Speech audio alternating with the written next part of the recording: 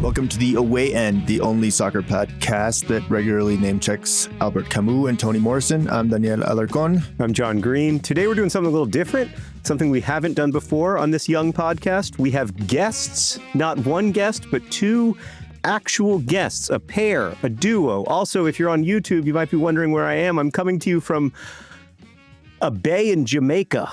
Are you there doing research for The Away End, right? Yeah.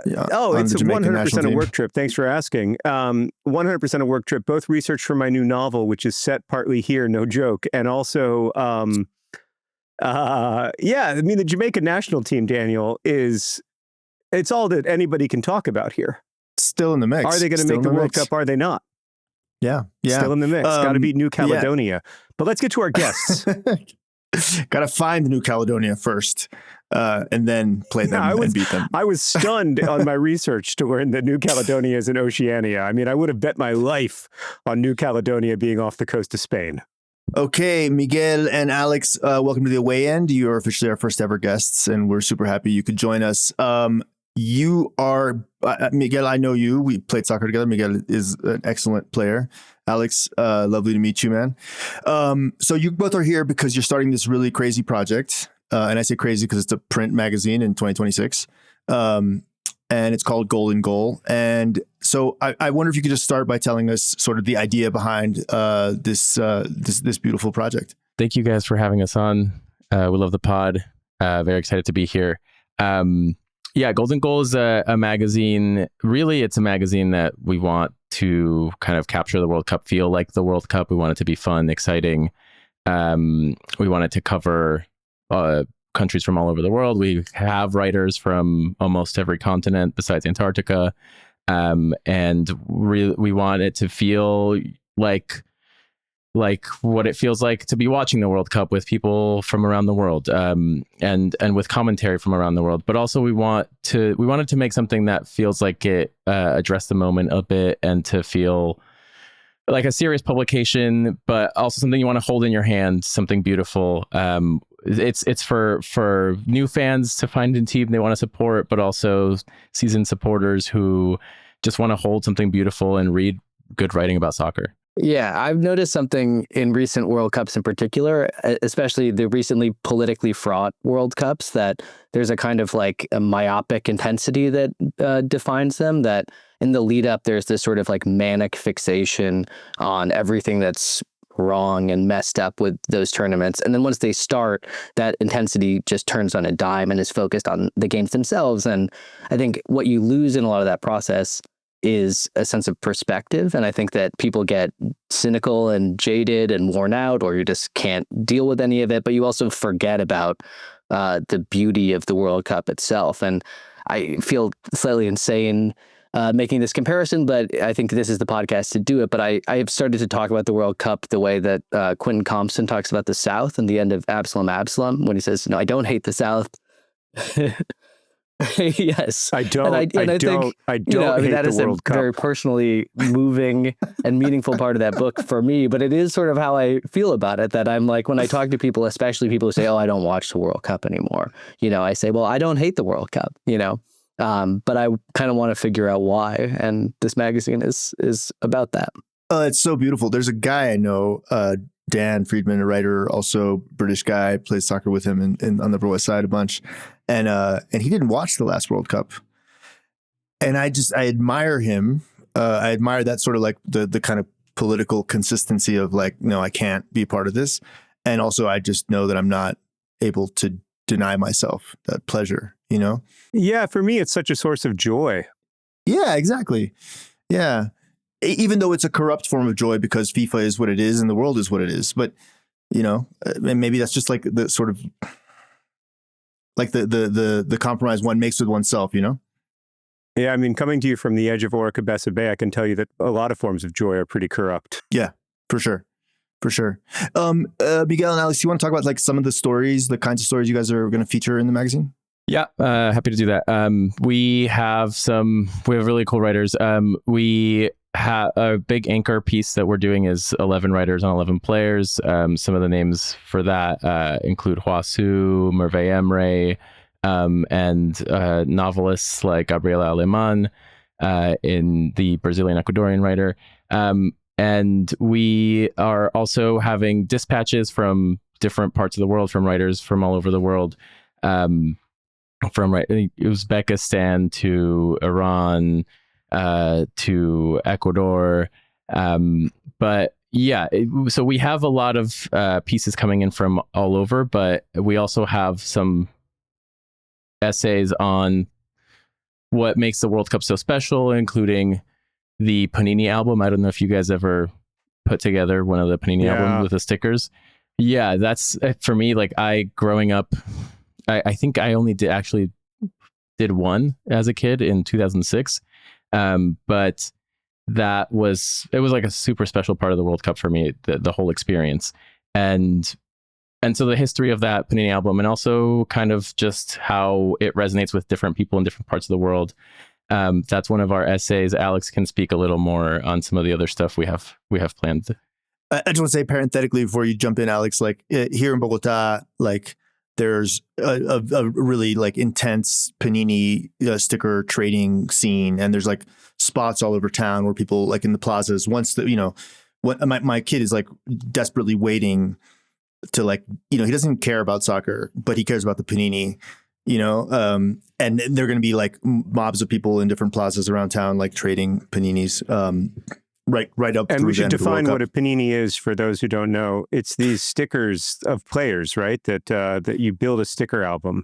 Yeah. And it's kind of like I guess the soccer equivalent of like trading baseball cards, except you actually stick them on and put them in the album, and the goal is obviously to get as much money out of you as possible, but also to fill the album, and then your extras you trade with friends and see what you can get. It's really fun. I love it.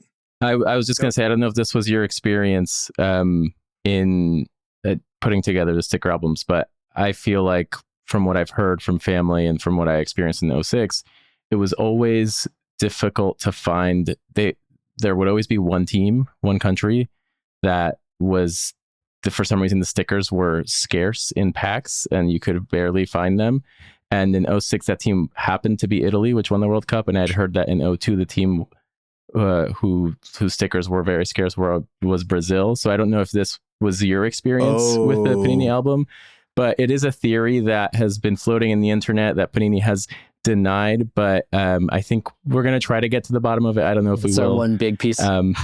But yeah, keep an eye out for that. In the last 12 hours, I think I've edited pieces on Italian masculinity and the national team from 2006 to the present. I edited one piece about the rise of Fabrizio Romano and what it says about the change in soccer journalism and the sort of rise of influencer culture within that, and many other things. I'm excited about the title of that, or the working title, I should say, of that right now, which is From Aguero to Here We Go, which I think it captures a lot about that. But one of the things I really liked about this project is that Miguel and I will just like text each other, and we'll just be like, we need, who's an Iraqi novelist that we know that we can pull into this, right? Who's someone in Haiti, right? Who's someone in Uzbekistan that we can get?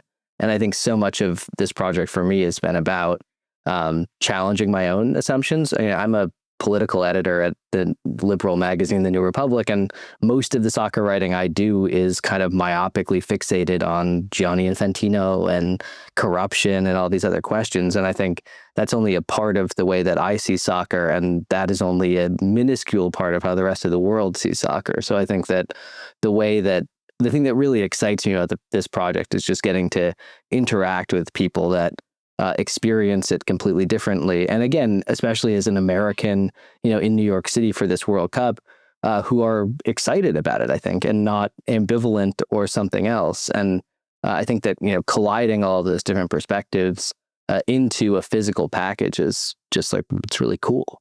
What are you going to be watching for at the World Cup this year? I mean, what are the storylines you're looking to follow?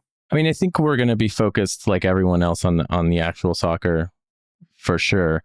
One thing we noticed from the Club World Cup, which felt like a staging ground for this World Cup, was early on just the ticket pricing. I mean, Trump's going to be all over this. We'd assume. I don't know if you guys saw the celebrations when Chelsea won the Club World Cup last year, but he was front and center there. And so I think we'll see a lot of him at this World Cup. But more than that, I think what interests me in particular is seeing how the immigration situation plays out. Who is going to be able to attend the World Cup? What the atmosphere is going to be like? There's been a lot of debate and like local kind of like disagreement over funding, how the fan fests will be funded, how whether it's like the security situation, who's footing the bill essentially for the World Cup, for hosting it here in the US. And I think that's going to be an ongoing question that, you know, I don't know how it will play out in a few months, but it's something that we're definitely going to keep our eyes out for, along with what's going on the field and what's happening kind of around it politically. In the last few years, especially as soccer has gotten more and more tactical, I've sort of been drawn to international soccer and its comparative simplicity. But I am curious to see if the sort of set pieceification or with the rise of the meat wall, as my friends at the Double Pivot podcast call it, will sort of be drawn into that. I am obviously, both for professional and personal reasons, interested in the ways that the president inserts himself into this World Cup. But I think also, and I just wrote about this for our newsletter, I'm interested in the ways that the World Cup reveals surprising things about the world to us. I think that we can predict that, it will reveal a lot of disturbing and troubling things about the way that this country is run right now. But for the newsletter I just wrote, I wrote about the U.S.-Iran game in the 1998 World Cup, which Iran won. It's one of the bigger upsets in recent World Cup history. But in that game, the team was booed by dissident Iranian expats in France the entire time. They won, and they wept with joy as they were being sort of mercilessly mocked and jeered the entire time. And I think that, for all of the rightful focus on the increasing corruption and greed surrounding the World Cup, it still has the capacity to reveal unexpected and, I think, complicated things about the world around us that nothing else in sports and maybe culture writ large does. Yeah, there was this passage in the editor's note that I really like that I'm going to read here. It says, FIFA and Donald Trump can only alter the World Cup so much because they only own part of it. The rest of it belongs to everyone else. The players, of course, but the fans too. There's miraculously still the possibility of magic, of transcendence, of floating above the inevitable scandals and abuses. No other sporting or cultural event is as laden with as much meaning or baggage. I love that. I think that what I like about the project so much is not shying away from all the complicated stuff, but also not letting the complicated stuff deprive oneself of access to the joy that the game itself can bring. I wanted to ask you guys kind of a corollary to John's question, which is, what do you definitely not want to happen at the World Cup? And this could be like I definitely don't want France to win, or it could be like I definitely don't want Christian Pulisic to get injured, like whatever, I definitely want Colombia to do well. And I want all of our players to stay fit before. I don't want any injuries. I'm still scarred from the Falcao injury in 2014 that I think I think he would have really helped us against Brazil when we lost to Brazil 2-1. I would like for Argentina not to win. I think they have enough World Cups. They won the last one.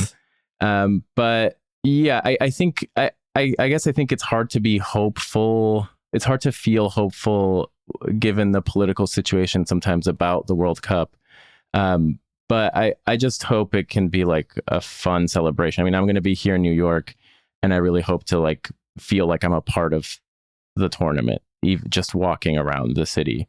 I hope to be able to speak with fans and just enjoy the tournament. And I feel like that feels under threat because of the funding issues, the fan fests that are being kind of broken up, and because of the political situation. But I still feel like it's possible and really feel hopeful for it. Yeah, I mean, Miguel and I actually became friends during the 2018 World Cup, I think. But we were working together at the New Republic, and he had started fairly recently, and we just kind of locked ourselves in a room at work for a month. And to the consternation and irritation of some of our colleagues, just yelled for 6 hours a day while we were supposed to be working. And I think, what I'm hoping for is to have interactions like that, right? And I think one of the things that is alarming about this World Cup is that it's been hard to get to the last couple. And I think this should be one that welcomes the rest of the world. And that's not what's happening right now. And I think my hope is that that still does happen. I have a piece going up in our most recent print edition, the April issue of the New Republic, that is about, I think, one of my concerns, which is just that it's not just the possibility for geopolitical problems, but just for, violence and chaos at this World Cup. Just if you look at, Minneapolis and the world around us right now. And I think the lack of preparation for that and the lack of security funding at host cities is really scary to me. And so that's sort of front of mind. I hope that England doesn't win, mostly because I get a perverse sense of joy from English media reactions to meltdowns. And I think what is most surprising to me, as I'd written about this during the last World Cup, but I had always been ambivalent about the U.S. men's team growing up, and I've come to really love them in a way that surprises me. And I hope that they do well. And that feels kind of weird to say, because I think that kind of grows more politically fraught by the week. But I think that even though they seem to have taken a step back since the last World Cup, they're still enormously talented. And I find the ways that they have retained the USMNT's, core kind of brutality and sluggish identity with players of genuine technical brilliance to be fascinating. And I just am kind of excited to see how they play. The group draw is very, very kind to them, I think. So I'm excited for that. And again, mostly I just want the World Cup to be the World Cup, even though I'm not entirely sure what that means. It bums me out that love of country and patriotism, which is, I think, can be beautifully expressed at a tournament like this, can be sort of appropriated by one or the other side of a political debate, such that you would feel ambivalence about like supporting your country. Like that I think that's a bummer. But we only have to look at the what happened with the hockey gold medals for the men and the women to know that that's a reality. Yeah, no, I mean, patriotism can be a cudgel, right? And I remember over the years I've written in many scripts of YouTube videos when I'm critical of the United States that I love the United States. And my longtime producing partner, who's British and Mexican, always cuts that out of my scripts. She's like, that's a weird thing to say. It's a weird position to take. And it is a weird position to take, especially in 2026. And yet I do feel a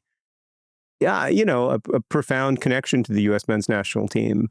And I've watched them since I was a kid, and I've rooted for them since I was a kid. And, I've never lived with success anywhere else. I remember when I lived in the Netherlands, a Dutch friend of mine said, it seems to me that you're sort of incurably American. And that feeling of being incurably American is still with me. I want to ask you guys about the Golden Goal, the name of the magazine. Do you think that FIFA should bring back the Golden Goal rule for knockout games? This is funny because I think it's been a long time point of maybe not contention in a group chat that we have, but I am firmly against the Golden Goal. And the editor's note that you read from earlier, I was like, Miguel, do we need to have an asterisk here where I can make it clear that I think that this produced bad soccer? I mean, you love when it goes well, but I think I still have memories. I'm just old enough to have clear memories of sitting through some really turgid extra time where nobody wanted to give it up. I think the question of soccer rule changes is always one where you try to preserve the possibility for transcendence without making people purposefully play bad. This is one of the set piece questions too. And I think that the Golden Goal rule is one of those things that seems great on paper, but in practice it doesn't. But for the sake of marketing this magazine, I hope that they bring it back for this World Cup. As an Arsenal fan, I feel like I'm being targeted here with all this personally attacked here. Yeah, this is yeah. I gotta say, if vitriol. and personal attacks. If you hate set piece goals and if you hate set piece goals and walking pace football, might I recommend the third tier of English football in AFC Wimbledon, where every ball is long and misplaced. Oh man, I will say, and just parenthetically again, Alex, you were saying you love British soccer meltdowns. Like I have been consuming Tottenham meltdown content in the last 24 hours. It's just been absolutely beautiful and just a joy, just an absolute joy because I'm that petty. Yes. Well, as a Liverpool fan too, it's been rare in, my 2+ decades where I can sort of go scoreboard, or say, well, we just won the league, so it doesn't really matter to me what happens. So I am rooting for Arsenal to win, just to be clear right now. But I think it is also Liverpool's general mediocrity this year has just given me a sense of detachment where I can just kind of enjoy everything right now, and maybe nothing as much as the crisis at Spurs. Miguel, I forget if you were an Arsenal fan or not. Did I just decide that you were because I like you? Or I'm a Barcelona fan, but I feel like I've had to choose in like a Premier League team just because everyone I know in New York watches the EPL, and it's hard to get everyone to watch a Barcelona against Levante game at 3 p.m. on a Saturday. So I've been supporting Liverpool mostly because I also chose them when Luis Diaz had joined, and now they have stabbed me in the back and let him go to Bayern, and he's doing great. So I'm a little salty about that, but I'm going to stand firm with Liverpool. But my first team is Barcelona, of course. I know I have a lot of experience with Schadenfreude because my entire watching soccer in Spain has been half watching Barcelona and half watching Madrid, hoping they will lose every single game. You guys, thank you so much. I am a big fan of the magazine. I can't wait to see it and hold it in my hands. I'm going to be following you guys. You can find and support the magazine at goldengoal.world. And of course, we'll put a link in the show notes so that folks can get there. And I hope you enjoy the World Cup. And I hope all of our dreams come true. Okay, welcome back to the away end. I want to start with this video that I sent you. It isn't super high resolution, John, but for those of you who are listening and not watching on YouTube, I'm just going to describe it. I think you already saw it, but okay. So in the video, there's 3 grown men, 3 Japanese internationals. Their names are Hotaru Yamaguchi, Hiroshi Kiyotoki, and Yosuke Ideguchi. They're wearing the national team uniform, which is beautiful, dark blue. Great the uniform. national team uniform of Japan, the Blue Samurai. And they're playing against another team. So it's 3 players, adults, and there's 100 school children, John. Yeah. 100. Classic 30-30-30-10 formation.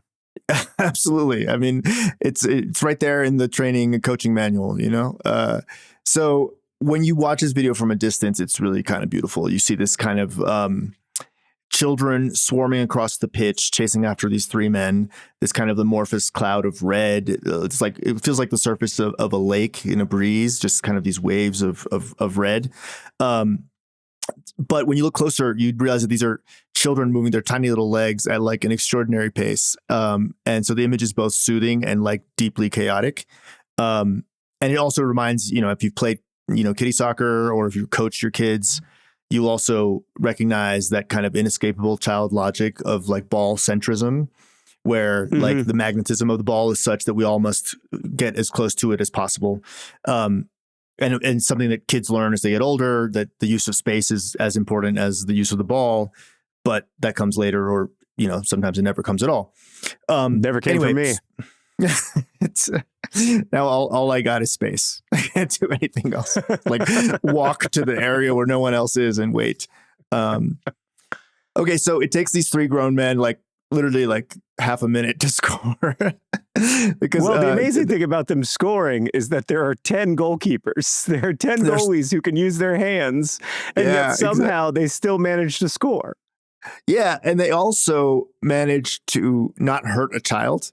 Like they do these like gentle lofting chips over these, clouds of little children.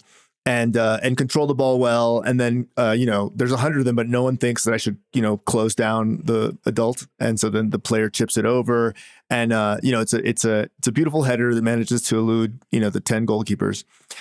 As a spectacle, this is obviously from a Japanese game show, and it's silly and joyful and totally meaningless. I would parenthetically recommend anyone who's ever feeling down about anything or uninspired, just put in best Japanese game show into YouTube or something and just give in to the surrealism of it. It's really a lovely way to spend an afternoon on a rainy day. Anyway, I wanted to mention this because I love it. It sort of says something about Japan and Japan's culture. It has nothing at all to do with Japan's chances at this World Cup. But the away end is about joy, and this is a joyful moment for me. And when I started doing the deep dive, I went back to this, and I remembered this video and looked for it and laughed and, just like gave into it all over again. So I love Japan. I love the Japanese team because I love Japan. I was in Tokyo a couple of years ago and was amazed by it. And I have close Japanese friends. I've played over the years with several of them. Most recently, a player from Japan named Taku, who used to absolutely embarrass me and lots of other people every Sunday. He was so good. I loved Murakami in my 20s, as I'm sure you did. I love the food. The Japanese national team, if you just strictly want like fashion, the Japanese national team jerseys are always just absolute bangers. But let's talk about the actual football, right? Japan have now qualified for 8 World Cups in a row, every World Cup since 98. They, of course, co-hosted the 2002 World Cup, a month of football, which permanently altered my circadian rhythms. Never have I woken up at 2 a.m. with so much joy. Yeah. The games were like at 2, at 4, and like 6 a.m. But I remember it was kind of great because at the time I was working at Booklist Magazine, and so I would just wake up at 2, and then by the time I got ready for work, the last game would be wrapping up. And when would you sleep? At work? Oh, yeah, man, that job. There you go. So Japan is today a powerhouse of Asian soccer. The Japanese women are a powerhouse of global soccer, but that's a discussion for another day. And there's a bunch of milestones, right? So in 2018, Japan became the first Asian team to beat a South American team at a World Cup. It was Colombia in a group stage game. They played Belgium in the round of 16. I don't know if you remember that game from 2018. Yeah. Incredible game. And I want to mention this game because they were winning 2-0. Belgium, was like one of the top teams ranked by FIFA at the time. They ended up losing 3-2, but what was remarkable is that they had a corner kick in like the 94th minute, and they were tying one of the top European teams, like one of the favorites to win, in a knockout game. And also all the Belgian players are giants. They're absolute, gigantic players. And so naturally, if you were the coach, you would say, short kick, run out the clock, live to fight in extra time, right? That's what a normal sort of tactic would be. Instead, they loft a kick directly into the mixer right in the center, which is immediately caught by their gigantic goalkeeper, the Belgian goalkeeper. And quick, fast break. And like literally 8 seconds later, they're knocked out of the World Cup. And Belgium scores. Crazy. And then, of course, there were these images that came after of the Japanese fans cleaning up their area of the stadium, like in tears, which is also very beautiful. In 2022, Japan had a legitimate group of death, like an absolutely listen to this: Germany, Spain, Costa Rica, Japan. Wow. Yeah, that is a really serious group of death. Sean, do you want to come on for a second? Knowing nothing, as you do, about, I'm sorry, we actually got a letter today saying stop making fun of Sean. I don't feel like I feel like I'm inviting you in. Sean I'm is inviting cooler you than in. both of us. Absolutely. We're just trying to.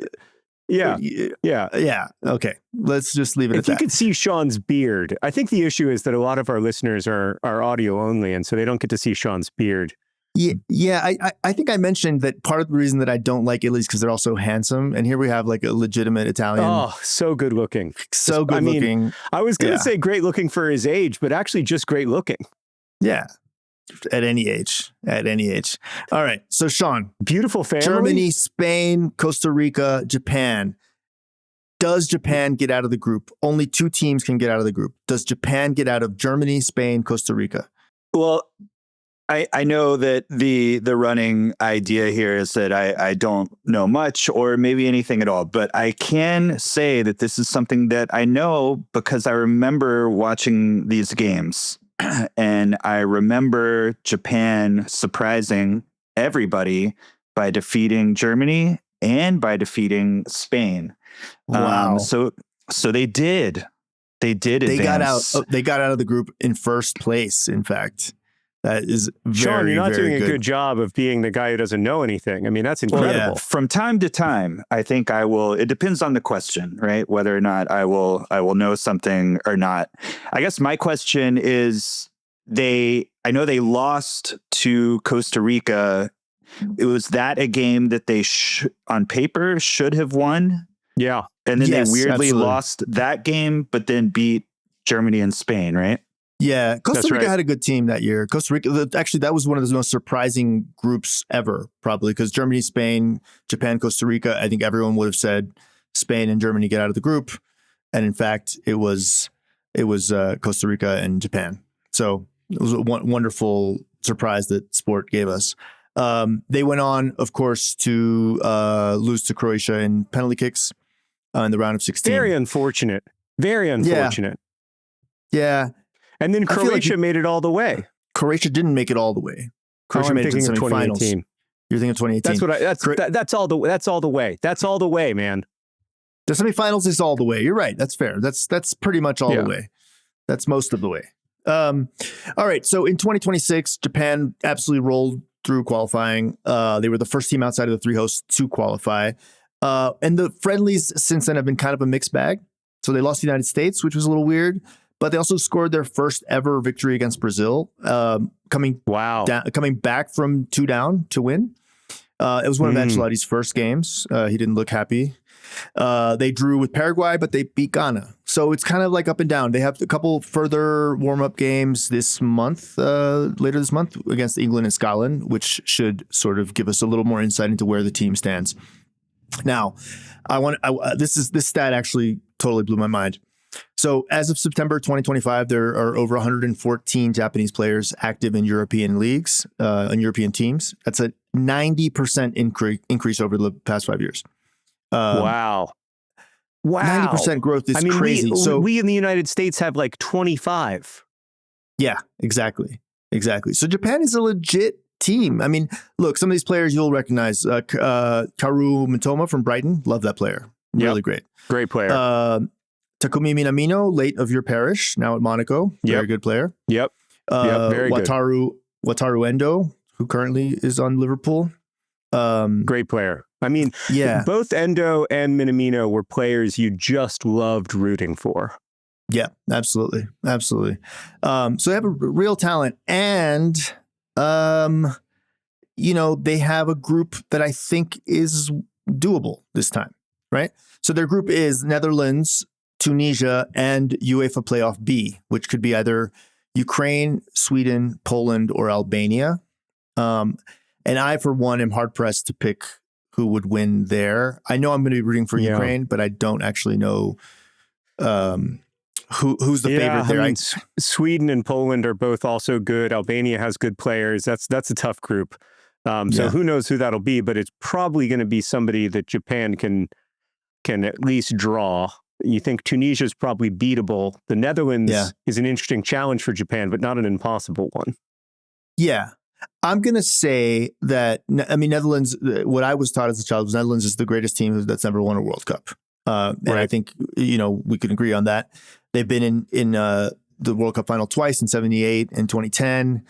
Proud footballing heritage, and yet not imperious and not unbeatable.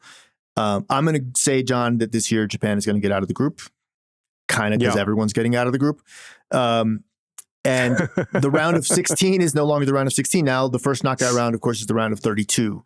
So the question is, will they get past the first knockout round? Because they've never gotten past that, despite being a team that, routinely wins Asian Cups, a team that has this depth of talent that they have over 100 players playing in the top leagues in Europe. So now, will they win the round of 32 game? Let's assume. So check this out. The winner of Group F gets the runner-up of Group C, and the winner of Group C gets the runner-up of Group F. So you're asking, John, what's Group C? Brazil, Morocco, Haiti, and Scotland. Oh, no. Right. Oh, that's a disaster. You're either going to get Brazil or Morocco, almost certainly. You're almost certainly going to get Brazil or Morocco with respect to our Scottish and Haitian friends. So the real thing is this. They already beat Brazil once in a friendly. It's entirely likely that Japan's going to have to do it again for real in a World Cup if they want to break the hoodoo of getting past the round of 32. Imagine the size of the catastrophe if Brazil lost in the round of 32. Oof. Wow. Yeah. I mean, 150 million people would be, oh my God, I'd hate to be Carlo Ancelotti then. Unthinkable. It's unthinkable. I mean, that's like there are teams that are just happy to be there, and teams where if they win a game or score a goal, that's enough. And then there's the pressure that teams like Brazil face, or Morocco. Yeah. They were hosting AFCON. We talked about this in the first episode. And the entire weight of the nation is a lot to take. Which maybe makes them beatable. I don't know. Because Japan is in that in-between phase where they have real talent, really good players, and the question is, but no one actually thinks they're going to win anything. But if they could win a knockout game, that's that high. Yeah. I think they could do it. We'll see. So anyway, that's my take on Japan. I'm really looking forward to buying a Japan jersey and enjoying those games. Yeah, it's going to be great. All right, we're going to take a break. Then we'll be back with a story from me about football and security funding. Riveting. We'll be right back. All right, Daniel, we're back with the away end, and I'm going to tell you a story about a small town New England select board. So if you've never lived in New England, there are these town boards that can be very powerful. In this case, it's a town board of 5 people who are elected, but they're volunteers, in a little town called Foxborough, Massachusetts, which happens to be home to a very large stadium where I believe the New England Patriots play their football games. I've heard of it, yes. It's called Foxborough Stadium, or it used to be? I believe it's called Foxborough Stadium. Maybe it's called Gillette Stadium because it's been papered over by some kind of corporation, but in our hearts, it will always be Foxborough Stadium. Got it. Well, the town board there has said, look, it's going to cost us about $7.8 million to do security for this event that we're hosting. I believe 7 games of the World Cup. And we're going to need FIFA, which expects to make $11.7 billion with a B dollars from the World Cup. We're going to need FIFA or somebody to pay that money. And it's very complicated. There are a lot of different parties involved, including the Kraft family who owns the New England Patriots, and also this group Boston Soccer that is a separate group from FIFA, but sort of aligned with FIFA, that's bringing the World Cup to Boston, although technically to Foxborough. And they cannot seem to come to an agreement on this $7.8 million. Now, they announced, Boston Soccer and the Kraft family announced that they had come to an agreement, but the Foxborough Select Board immediately responded, "You've come to an agreement with yourselves, not with us. You have not, in fact, come to an agreement with us." Got it. Love it. And it is not at all clear if these games, which are now scheduled for, I don't know, 95 days from now, are actually going to happen because of the $7.8 million disagreement. $7.8 million when you're going to make $11 billion seems like just, fish it out of the, between the sofa cushions, like that's what like FIFA spends on like sodas at the offices. Like just give them money.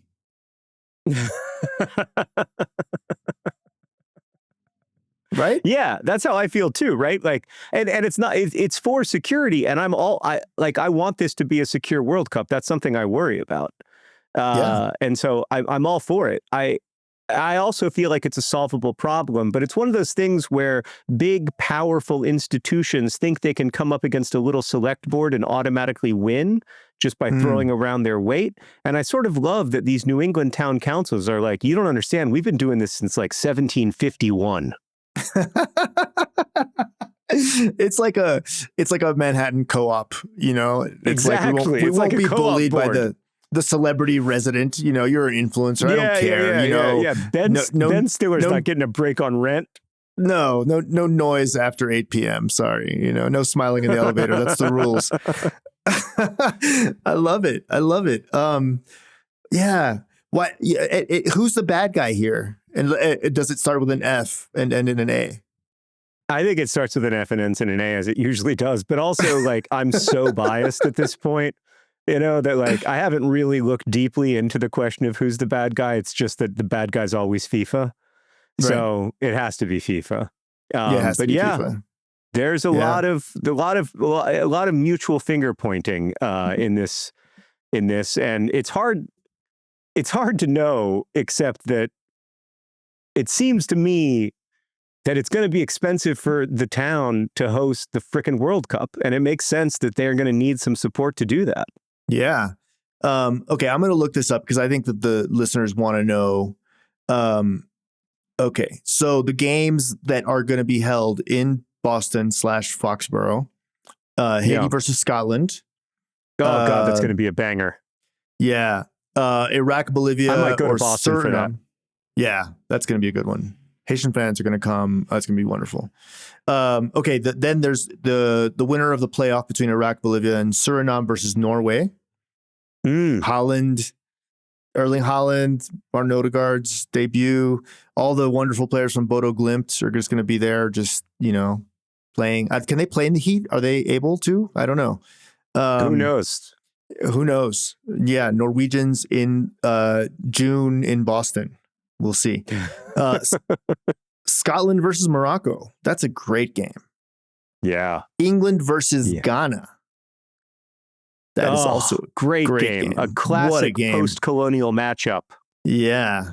And then this one is going to be another banger here. Norway versus France. Wow. Those are good games that Boston has. If I were Foxborough, I would come to some kind of agreement just so I could host those games. I bet they can get the town select committee free tickets. Yeah, I would probably, you know, you only need 3 votes, FIFA. Make it work. I mean, FIFA, if there's anything you're good at, it's bribing elected officials. Yeah, that's like one of the tenets of the organization. I hope they come to an agreement. I hope Foxborough gets the money it needs. When I read about this, I thought what was remarkable was that the Boston Soccer, which is kind of what I understood was kind of an offshoot of FIFA that was like a nonprofit that was created just for this, to put on these 7 games. They basically said, yeah, you'll get your money, June 1st. And the town council was like, oh, hell no. We're not going to start ordering the equipment that we need to make these games flow safely like 12 days before the tournament starts. That's preposterous. And you know what? I think they're right. I think they're absolutely right. And I hope they get their money. Yeah. Thank you, John. We have a couple letters before we go. Do you want to hear them? I'll read this one for you because it's a question just for you. Dear Daniel, John, and Sean, we would love to hear John's answer to the question of which, if any, domestic team he supports. We know about his support for Wimbledon and Liverpool because he won't shut up about fucking Liverpool. But there's nothing like going to your hometown team's game. I can honestly say my soccer interest soared into soccer obsession during my visits to Red Bull Arena while I lived in New York. Joining the crowd and singing for Colombian star Juan Pablo Angel, future American star Josie Altidore, and a cast of guys like John Woliniek, who they might have just found playing pickup on the Upper West Side, took my consumerist interest and turned it into ritual participation and community action, a switch which felt like learning to live. Man, this guy can write. Yes. So, Luke asks, has John been to an Indy 11 game? Their next game, home game, is the U.S. Open Cup against Des Moines Menace on the 17th, and they host Detroit in the league on the 21st. Would love to hear about that experience. Yeah, I have been to several Indy 11 games. I mean, the issue with American soccer teams for me, and look, this is also an issue with Liverpool Football Club, so I'm not going to pretend otherwise, is that they are franchises. Now, USL is opening itself up to promotion and relegation, which is really exciting. And I think I'll go to more Indy 11 games in the future now that that's part of now that there's some real jeopardy. So there's some meaningful jeopardy for these very wealthy people who own these institutions. But it's hard for me with MLS a little bit because they're guaranteed their league spot and they paid hundreds of millions of dollars to basically create a monopoly. English football is a little different, but still there's a sense in which these community assets are the playthings of billionaires. I think that what makes it a little different for me than most American sports is that, one, there's the jeopardy of relegation. Even a team like Spurs can get relegated, as we may find out in May. But secondly, there's the fact that they are still treated as community institutions. You know, they're not moved around the way the Baltimore Colts become the Indianapolis Colts, become the God only knows what's Colts.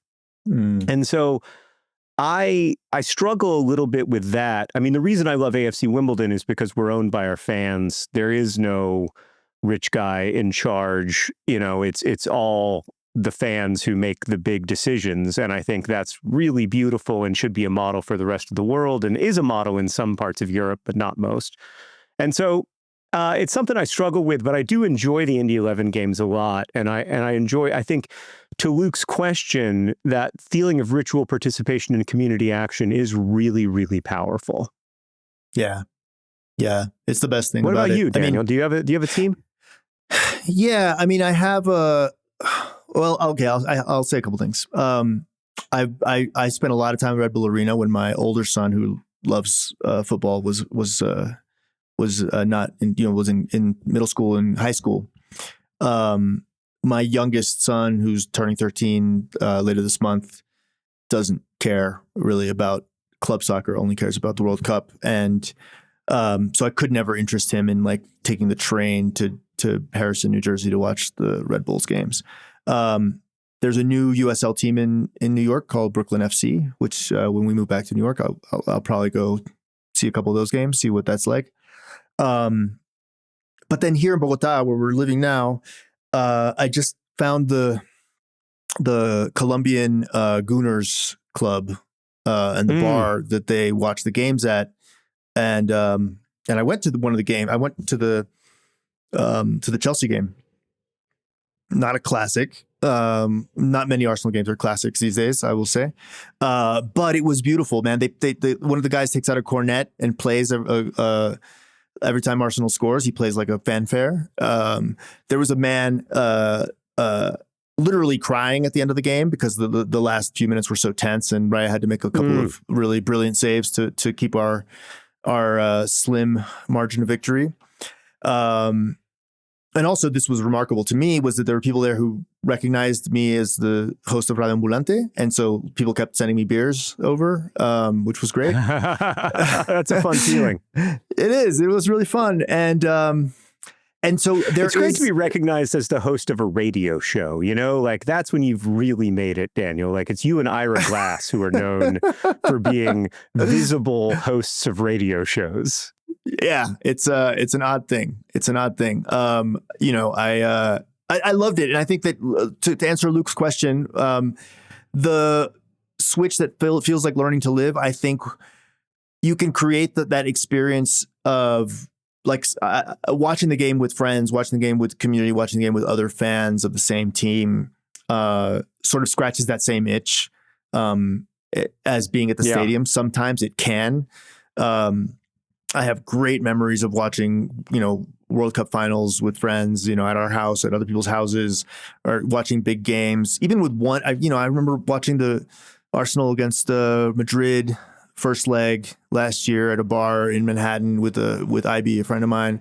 And man, it was like we were good friends before that, and we're better friends now. Like we went through that. So I do think there's something about that. But John, if I come visit you in Indianapolis, we'll go to an Indy 11 game. How about that? I love it. Yeah, you got to come visit me. We got a guest room and everything. All right, we're going to read this email from Raul as well. I suspect this Raul is a friend of ours, actually. But he writes, "Greetings, gentlemen. I've been enjoying the pod a great deal and have noticed a recurring theme. Both of you have spoken about the role that football has played in your relationship with your fathers, not your mothers, though, and how it has influenced your relationship with your own children. I wonder if you could expand on the ways that football has affected your parenting. As I write this, I've just returned from watching my older daughter's final high school basketball game. They were eliminated in the quarterfinals of the city championship, playing away at a school in Far Rockaway, more than 20 miles from the Upper West Side, but still technically in New York City. Cleo played amazingly well, probably your best game of the season, and I don't know who is sadder. Basketball has given her and our family so much, and I imagine that football has done the same for your families, although perhaps not in the same ways." So can we talk about that a little bit? I think that's lovely. I mean, I really identify with this, the kind of sense of purpose that high school sports gave me. And the camaraderie and the discipline. So I know sort of a lot about what Raul was talking about. And I miss that for my kids a little bit because Eliseo plays chess, so there's a team aspect to it, but it's very much one-on-one. And that's his sport, to the extent that it is a sport we could debate. But I mean, he'll say it is, of course. And then the other thing he likes to do is like rock climbing, which again is very individual, So I feel like like I wish he were in a team, because I think being part of a team is an important thing. How about you? Yeah. My son is a boxer, and so he really loves boxing and watching boxing and the science of it and the complexity of movement and defense and all that stuff.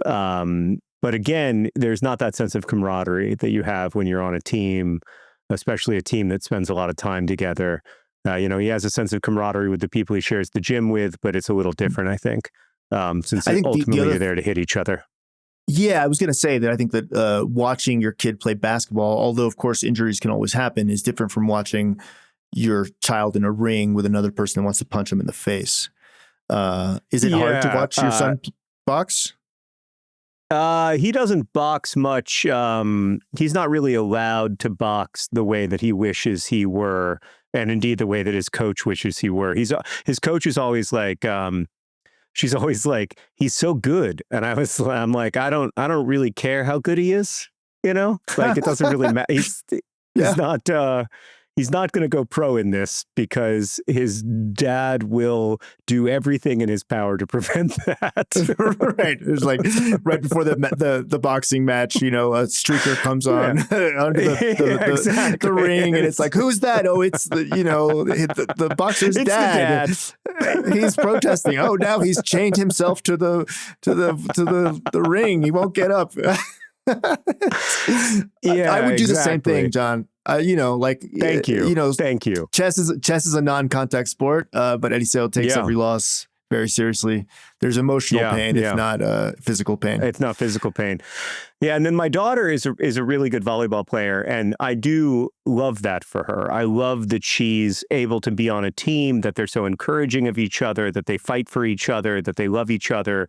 That's all you want from your experience of adolescence, I think, is to have friends who love you with that ferocity that you experience in high school, and I was really lucky to have those friends, even though I wasn't on the soccer team or the basketball team. And I know you feel that way about the folks that were on the soccer team with you. Yeah, for sure. And, if all goes well, 30 years later, you can have a podcast together. So, I mean, if you're really lucky. If you're really lucky. Okay. Raul continues, and I want to read the last bit here. He says, in 2 episodes at least, you spoke about talent and effort as they relate to success. And I'm curious what you think about what I see as a bit of a contradiction. On the one hand, we as parents often tell our kids that if they just work hard at something, usually school, but it could be art, music, theater, even writing, they will succeed. And the same is often true for sport. There are, however, cruel limitations, which when it comes to sport, we usually have no trouble recognizing and explaining to our children. When it comes to schoolwork, I'm reluctant to tell them that hard work may not lead to the results they want. Sometimes people are just talented, and talents are not equally distributed throughout a population. Have you come across this issue in your parenting? And if so, has football provided you any guidance? Keep up the good work, both with the pod and everything else. And Raul says, stop making fun of Sean. I just don't feel like we're making fun of Sean. I don't think we're making fun of Sean. We love Sean. We love Sean. Sean is my favorite. Sean, no disrespect to Daniel, but Sean is my favorite person on the podcast. Absolutely. Yeah, mine too. Yeah. No disrespect to John. Yeah. None taken. All right. Well, all right. Yeah. Okay. Heard. Yes. Thank you, Raul, for your question. And yeah, do you have any guidance on that? Yeah, I mean, I think a lot of times the stuff that we're talented at and the stuff that we get positive feedback for are the same stuff. And, at least when I was a kid, all I wanted, I don't even know if I'm a good writer. I was just told that I was a good writer when I was in third grade. And as a result, I worked really hard on writing. It's hard to know what the line was, was I actually talented, or was I just told that I was talented? And so I worked really hard on it because I wanted the affirmation of adults. I never know where that falls. Do you? Right. Yeah, no, I think that's fair. I mean, I think that it's, you can never do a double-blind study with your kids in terms of like different ways to raise them. And you're always sort of trying to figure out the right way to do it. And the between pushing them and encouraging them. I was just thinking about, the intense academic pressure that I was raised in, with, and that caused me grave anxiety, is so different from Jordan, like the way I raised my kids, Yeah. But there's no way there's no way I have of knowing if I am who I am because I was told that I had to, get perfect grades. And if that sort of learning to deal with that anxiety and that pressure when I was young has helped me in situations as an adult. Having said that, I have a much more laissez-faire attitude with my kids, and I find it difficult to implement the kind of pressure that my parents put on me with great intentions and, with decent results on my own children. I just don't see how to do it, Doesn't feel, I'm it doesn't very feel much natural in the to me. same boat. It doesn't feel natural to me. It doesn't feel right to me. And so I'm raising my kids very differently from how I was raised, probably. That said, like, my parents were very supportive of my writing. They just wanted me to take it as seriously as I would take going to med school. They were very supportive of the idea of me being a writer or a creator or whatever, but they wanted me to take it as seriously as I would, being a lawyer or whatever. And I kind of have. And yeah, to your point, it's been effective in a lot of ways. But the way that we raise our kids is very much to school's important, but school is not the only important thing in your life. Yeah. Right. And I just want to take a second, Daniel, if I can, to say how disappointed I am in you for not becoming a doctor. Yeah, it's a huge letdown. Yeah. You know what? The die was cast and we had to dissect the fetal pig and the fetal pig. The fetal pig was brutal. Pig. Yeah. Oh, when we had to dissect that fetal pig, I was like, this is all over for me. Sean, can you come back on so we can talk quickly about dissecting the fetal pig? Do you remember that? I just got a waft of formaldehyde and it's just psychosomatic formaldehyde that's I may or may not be in my office, but that was that too is why that's the only reason I did not become a doctor. As well. Otherwise, plain sailing to med school. Yeah. Just 3 people pursuing the creative life for fear of fetal pigs. Exactly. No, just to finish with Raul's question, I think that you always, I mean, at least I would never tell my kids there's something that they can't do. I think that I would always sort of be upfront with my kids about the risks and the challenges and the work that would be required to do it. But I can't imagine ever telling my kids they weren't talented enough to pull something off. Because people surprise you, and you know, who are you really to say? I have heard many examples of famous, successful writers who have, or there's even a guy on my staff at Ambulante who was told by a journalism professor that he would never be a journalist, and he's I didn't get